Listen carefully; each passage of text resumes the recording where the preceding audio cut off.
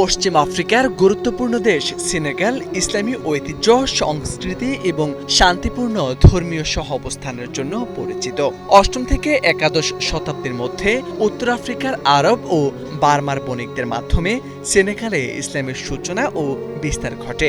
পরবর্তীতে সুফি সাধক ও ইসলামী শিক্ষাবিদদের দাওয়াতি কার্যক্রমের ফলে দেশটিতে ইসলাম আরও সুদৃঢ়ভাবে প্রতিষ্ঠিত হয়। বিশেষ করে তিজানিয়া ও মুরিদিয়া তরিকার সুফি তরঙ্গ সেনেগালের সমাজ ও সংস্কৃতিতে গভীর প্রভাব ফেলেছে।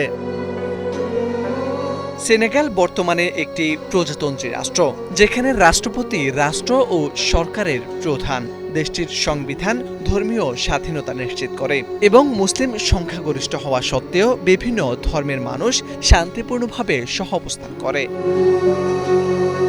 প্রায় 1,96,722 বর্গ কিলোমিটার আয়তনের সেনেগালের জনসংখ্যা প্রায় 1,80,00,000-এর বেশি। এর মধ্যে প্রায় 95% মুসলিম। রাজধানী ডাকারে অবস্থিত গ্র্যান্ড মসজিদ অব ডাকার এবং তৌবা শহরের গ্র্যান্ড মসজিদ দেশটির গুরুত্বপূর্ণ ইসলামী স্থাপনার মধ্যে অন্যতম। বিশেষ করে তৌবার গ্র্যান্ড মসজিদ মুরিদিয়া তরিকার কেন্দ্র হিসেবে বিশ্বজুড়ে মুসলমানদের কাছে পরিচিত। সেনেগালের অর্থনীতি মূলত কৃষি, মৎস্য, খনিজ সম্পদ এবং সেবা খাতের উপর নির্ভরশীল। চীনাবাদাম, মাছ, ফসফেট ও স্বর্ণ দেশটির প্রধান রপ্তানি পণ্য।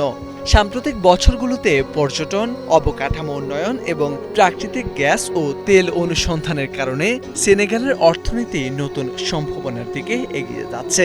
ইসলামী ঐতিহ্য, সুফি সংস্কৃতি এবং সামাজিক স্থিতিশীলতার কারণে সেনেগাল পশ্চিম আফ্রিকার অন্যতম গুরুত্বপূর্ণ মুসলিম সমাজ হিসেবে বিবেচিত।